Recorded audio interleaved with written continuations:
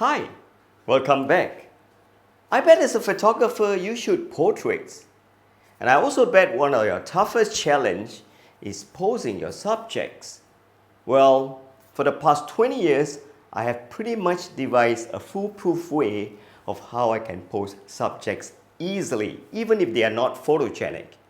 The following tutorial that I'll be sharing with you is extracted from my e-learning portrait photography course that's available here. The usual price is $30 but for the next 10 days to come, I'm offering you at a price of only $19 for the subscription. So I want you to enjoy this tutorial called The Comfortable Sides of Your Subjects. Action! Make no mistake that when you involve yourself in portrait photography, one of your biggest tasks would be to pose your subjects. This series of lessons here is dedicated to teaching you how to be good in posing your subjects. You know, I realized that to be a good portrait photographer, one should not always only work exclusively with professional models. I mean, you learn nothing in posing when you're working with models who are so good in posing. You should get your friends. For the rest of the lessons, we strongly encourage you to get friends to work with on posing. And as such, allow me to invite my friend, Villain, to model for this lesson. Everyone, say hi to the model for this lesson, the lovely Villain. Thank you for modeling for us. I forgot to tell you, there are complicated poses that you have to do in this lesson. Oh, wait a minute. Did you see what I just saw? Let's play back the video. As you can see, when Veline enters the frame, she was putting her body weight on her left hips the whole time. Until I told her the bad news, and then she moved to the center and then shifted her body weight to her right hips. This is going to be an interesting topic. It's a strange phenomena called the comfortable side of a human.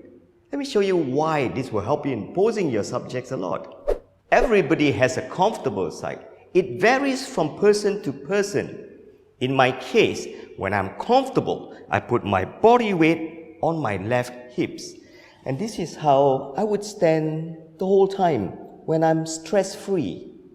But under stress, example, during a photo shoot, I might change side. Upon hearing of bad news, which is also stress, my body weight will just change to the right side. So everybody's comfortable side varies. Let me help you to identify your comfortable side. Stand up, make sure that you are stress-free, breathing and smiling happily.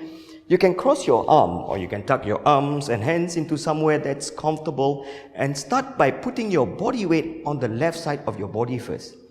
See how that feels. Do you feel comfortable? And then shift the body weight to the right hips now. Be warned, you can only do this one time. Doing too many times is just gonna confuse you. So as you can see, when I put my body weight on the right hand side, I don't look comfortable. I don't look photogenic. So the comfortable side is used by my team and I when it comes to photo shoot to make sure that our subjects look comfortable and photogenic. Because there is no reason to look stressful during a photo shoot. Well, there's a strong scientific reason how humans get their comfortable side, but it's beyond this course to discuss this topic. So comfortable side varies from person to person. So whenever you have a portrait shoot, it's good that you identify your subject's comfortable side. The remainder of this lesson and also the subsequent lessons to come, we will be using the comfortable side to make your subjects look photogenic and the do's and don'ts of comfortable sides.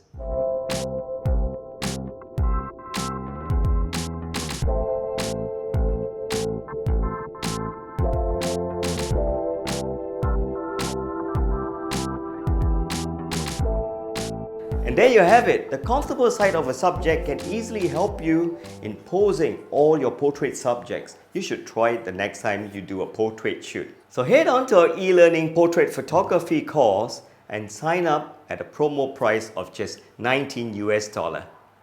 Thank you for watching.